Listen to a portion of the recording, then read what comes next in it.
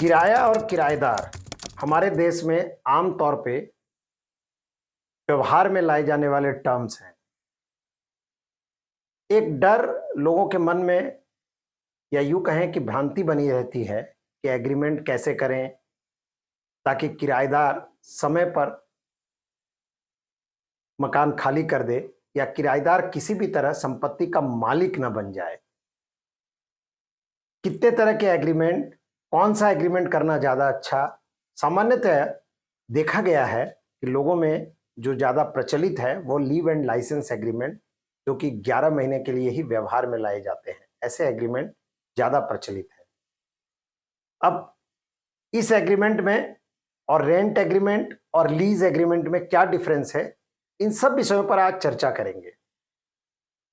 Leave and licence agreement, यह agreement easement act के section 52 से निकल कर आया है, जहां लाइसेंस दिया जाता है कि एक व्यक्ति द्वारा अन्य व्यक्ति को कुछ समय के लिए प्रॉपर्टी को व्यवहार करने हैं और उसमें कुछ कंडीशन, संपत्ति के व्यवहार में कुछ कंडीशन मेंशन की होती है। यह एग्रीमेंट दूसरे रेंट एग्रीमेंट या लीज एग्रीमेंट से बेहतर कैसे होता है, यह भी जानेंगे। लाइसेंस एग्रीमेंट में सिर्फ संपत्ति के व्यवहार के राइट दिए जाते हैं एवं किसी भी तरह मालिकाना हक का भय यहां नहीं होता, जबकि लीज एंड रेंट एग्रीमेंट में एक निश्चित समय तक किराएदार का कब्जा क्रिएट हो जाता है, यानी उसका इंटरेस्ट क्रिएट हो जाता है, जो कि लीव एंड लाइसेंस एग्रीमेंट में ऐसा नहीं होता है। रेंट और लीज एग्रीमेंट में किराएदार अपने नाम से बिजली पानी का कनेक्शन लेने का हक उसे मिल जाता है। लाइसेंस और लीव एंड लाइसेंस के केस में ऐसा संभव नहीं हो पाता। लीव एंड लाइसेंस को कभी भी खत्म या कैंसिल करना बहुत सरल होता है लैंडलॉर्ड के लिए, जबकि दूसरे क्षेत्र में यानी रेंटल और लीज एग्रीमेंट में ऐसा संभव नहीं हो पाता कि उसको कभी भी आप कैंसिल कर दें। लीज और रेंटल एग्रीमेंट इनहेरिटल भी होता है, यानी किराएदार की मृत्यु के बाद उसके परिवार, उसकी पत्नी और उसके बच्चे भी वहां कंटिन्यू करते हैं, जबकि लीव एंड लाइसेंस के एग्रीमेंट में ऐसा नहीं होता। जब किराएदार की मृत्यु हो जाती है उसी क्षण वो एग्रीमेंट समाप्त माना जाता है। लाइसेंस संपत्ति को